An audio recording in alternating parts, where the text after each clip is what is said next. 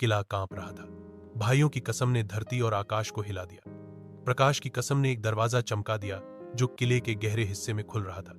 दरवाजे के पार अंधेरों का एक समुद्र था जो सांपों की तरह बल खाता और गरजता हुआ रास्ता रोकने को तैयार था। थॉर्न ने तलवार मजबूती से पकड़ी और बोला, यही है साये का हल्ब। अगर हमने इसे तो दिया तो मलिका की तात तत्म हो जाएगी। मैक्टर ने सर हिलाया, मगर उसकी आंखों में खौं झलक रहा था। लेकिन भाई, अगर यह जाल हुआ तो? इसी लम्हे रोशनी का दायरा उभरा और उसके अंदर सेराजीना की शबीह नमूदार हुई। उसकी आवाज नरम मगर संजीदा थी। खबरदार, मलिका का सबसे बड़ा वार अभी बाकी है। अंधेरों के केंद्र में तुम्हें वहम दिखाई देंगे। हकीकत और झूठ एक दूसरे में मिल जाएंगे। सिर्फ दिल की सच्चाई तुम्हें रास्ता दिखाएगी। दरवाजे से काली हवा का तूफान निकला। उसके साथ ही भयानक आवाजें सुनाई दी, जैसे हजारों लोग चीख रहे हों। हर चीख भाइयों के दिल पर बोझ डाल रही थी। थॉर्न ने तलवार आसमान की ओर उठाई। हमने कसम खाई है, कोई साया हमें रोक नहीं सकता। वह आगे बढ़ा तो अचानक अंधेरों ने सूरतें बदलनी शुरू कर दी। एक साया उनकी मां की शक्ल इख्तियार कर गया, दूसरे ने उनके खोए हुए दोस्तों की, और फिर एक साया सेराफीना के रूप में सामने आ गया। मेक्टर ठिठक गया। उसकी आंखों से आंसू बह निकले। यह कैसे संभव है सेराफीना, तुम यहां? साया मुस्कुराकर बोला, हां भाई, मैं जिंदा हूं। यह सब एक धोखा है। तुम्हें सिर्फ मेरा हाथ पकड़ना है और सब खत्म हो जाएगा। मेक्टर आगे बढ़ने लगा, मगर थॉर्न ने उसका बाजू पकड़ लिया। नहीं, यह झूठ है। सेराफीना ने खुद कहा था कि साये हमें धोखा देंगे। अंधेरे का साया ठहाका लगाकर हौंस पड़ा और फौरन भयानक सूरत इख्तियार कर गया।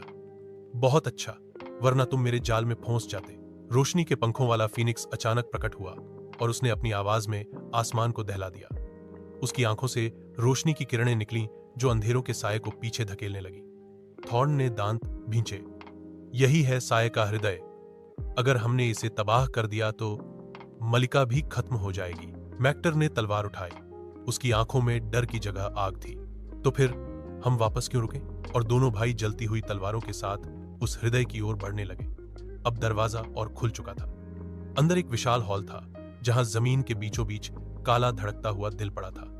वह धड़कन हर लम्हे किले को अंधेरों में डुबोती जा रही थी। साये के हृदय के हॉल में हर तरफ अंधेरों की लहरें दौड़ रही थीं।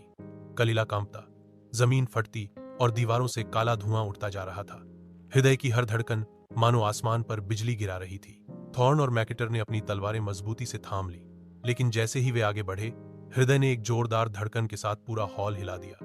अचानक हवा की लहर में हजारों वहम उभर आए। मैक्टर ने आंखें फैला दी। उसने देखा कि उनके सामने पूरा गांव खड़ा है। वही लोग जो कभी मलिका के जुल्म का शिकार हुए थे, वे सब चीख रहे थे, तुमने हमें बचाने का वादा किया था और अब तुम हमें छोड़ गए। मैक्टर कांप गया। ये सब सच है या धोखा? थॉर्न ने दांत भींच लिए। भाई, याद रखो सेराफीना की बात, यह सब वहम है। दिल की सच्चाई को देखो। लेकिन उसी क्षण एक नया वहम उभरा। सेराफीना खुद रोशनी के वस्त्र में उनके सामने आ खड़ी हुई। इस बार उसकी आवाज और ज्यादा वास्तविक लग रही थी। मैक्टर, थॉर्न, मुझे बचाओ। मेरा समय खत्म हो रहा है। अगर तुमने हृदय को तोड़ा तो मैं हमेशा के लिए मिट जाऊंगी। क्या तुम यह बलिदान दे सकते हो? मैक्टर की तलवार कांपने लगी। उसने थॉर्न की तरफ देखा। अगर यह असली सेराफीना हुई तो? अगर हमने गलती कर दी तो हमने उसे हमेशा के लिए खो दिया। थॉर्न ने आंखें बंद करके दिल की गहराई में रोशनी तलाशी।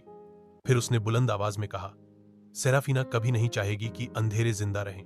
यह सिर्फ धोखा है। उसी लम्हे फीनिक्स के पंखों से रोशनी फूटी और उसने वहम को जलाकर राख कर दिया। सेराफीना की मुस्कुराहट अंधेरे में पिघल गई और कह कहूं की गूंज हॉल में गूंजने लगी। अब दिल और भी तेजी से धड़कने लगा। हर धड़कन के साथ जमीन टूटने लगी और छत से काली बिजलियां बरसने लगी। मलिका की आवाज गरजी, बेवकूफो, यह मेरा हृदय है। इसे तोड़ने की जुर्रत की तो तुम्हारी आत्माएं अंधेरे में कैद हो जाएंगी। मैक्टर ने डर के बावजूद तलवार उठाई। उसकी आंखों में आंसू और आग दोनों थे। हम डर कर पीछे नहीं हटेंगे। सेराफीना की रोशनी हमारे साथ है। थॉर्न ने भी अपनी तलवार ऊपर उठाई। दोनों भाइयों ने एक दूसरे की तरफ देखा और एक साथ दहाड़े, कसम है हमें, अंधेरों का खात्मा आज होगा। और दोनों ने एक ही समय में अपनी जलती हुई तलवारें हृदय की तरफ झोंक दी। दिल ने एक आखिरी बार धड़कन मारी, इतनी जोरदार कि पूरा किला हिल गया। और फिर एक चीख जो न इंसानी थी न हैवानियत, हवा में गूंजी। अंधेरों का दिल शगाफ खा चुका था। साये का हृदय टूटते ही किला भूकंपों की तरह हिलने लगा। अंधेरों की चीखें आसमान को चीर रही थीं। दीवारों से काली बिजलियां लिपटीं और फर्श में दरारें उभरने लगीं। अचानक दिल के मलबे से काला धुआं उठा और एक भयानक बवंडर में बदल गया। धुआं गूंजते ठाकों में सिमटने लगा। फिर उसमें से एक आकार उभरा, रानी का असली रूप। अब वह पहले जैसी हसीन और आकर्षक नहीं थी। उसका बदन काले धुएं से बना हुआ था, उसके हाथ लंबे पंजों की तरह और आंखों में दहकते अंगारे। उसके सर के गिर्द टूटे ताज के टुकड़े तैर रहे थे, जैसे अंधेरों का खुद सा खरता हला। वह गर्जी, बहादुर समझते हो खुद को? तुमने मेरा लब तोहा है, मगर मैं ही अंधेरों का सरचमा हूं। जब तक यह दुनिया है, अंधेरे कभी तुम नहीं होंगे। थॉर्न ने तलवार आगे की और दहाहा। अंधेरा हमेशा रोशनी से हारता है मलिका। आज तुम्हारा इत्तेदार तुम होगा। महारानी खिलखिलाई और अपने पंजों को हवा में घुमाया। तुरंत ही फर्श की दरारों से हजारों छायाएं निकली, भयानक प्राणी, आधे इंसान आधे जानवर, जो भाइयों की ओर लपके। फीनिक्स ने एक चीख मारी और आग की लहरें फैलाईं, मगर अंधेरे की सेना खत्म होने का नाम न लेती थी। हर छाया खत्म होकर दोबारा जन्म लेती। मैक्टर ने पसीने से भीगी पेशानी साफ की। यह लड़ाई आम नहीं है। हमें मलिका पर सीधे वार करना होगा, वरना यह फौज कभी खत्म नहीं होगी। मलिका ने अपने पंजे उठाए और एक काला तूफान बुलाया। कलीले की छत फट गई और आसमान पर अंधेरों का बादल छा गया। बिजलियां जमीन पर गिरने लगीं। सिराफिना की आवाज रोशनी की फुसफुसाहट की तरह एक बार फिर गूंजी। भाइयों, याद रखो, तुम्हारी ताकत सिर्फ तलवार में नहीं, बल्कि उस वादे में है जो तुमने रोशनी के सामने किया था। अपनी आत्माओं को एक करो और रानी को रोशनी के वार से चीर दो। थॉर्न और मैकेटर ने एक दूसरे की ओर देखा। उनके दिल में एक ही जज्बा जल रहा था, सेराफिना के नाम पर अंधेरों का खात्मा। दोनों भाइयों ने अपनी तलवारें आसमान की ओर उठाईं। फीनिक्स की रोशनी उन पर बरसी और दोनों की तलवारें सुनहरी आग में लिपट गईं। रानी ने गुस्से से चीखकर कहा, काफी खेल हो गया, आओ देखें रोशनी अंधेरे को कैसे हराती है। और फिर वह खुद अंधेरों के तूफान में लपक कर भाइयों की तरफ झपटी। किले के टुकड़े आसमान में बिखर रहे थे। बिजली, धुआं और आग चारों ओर फैली हुई थी। मलिका अंधेरों के बवंडर में लिपटी हुई तेजी से थॉर्न और मैक्टर पर झपटी। फीनिक्स ने अपने पंखों को फैलाया और एक ज्वाला आकाश की ओर उछाल दी। प्रकाश की एक दीवार अस्तित्व में आई, जिसने रानी के पहले वार को रोका, मगर उसके पंजों की शक्ति इतनी तीव्र थी कि दीवार पल भर में चकनाचूर हो गई। रानी गरज उठी, कौन है जो अंधेरों की रानी को चुनौती देगा? तुम्हारी तलवारें मेरा कुछ नहीं बिगाड़ सकती। थॉर्न आगे बढ़ा। उसकी तलवार सुनहरी रोशनी में लिपटी हुई थी। वह एक जोरदार वार के साथ मलिका पर झपटा। मलिका ने पंजे से वार रोका। चिंगारियां हर तरफ बिखर गईं और कलीला मजीद लरज उठा। मैक्टर पीछे नहीं रहा। उसने घूमकर बिजली की रफ्तार से मलिका के पीछे वार किया। तलवार उसके साए जैसे जिस्म से गुजरी, मगर जिस्म फिर धुएं में बदलकर दोबारा जुड़ गया।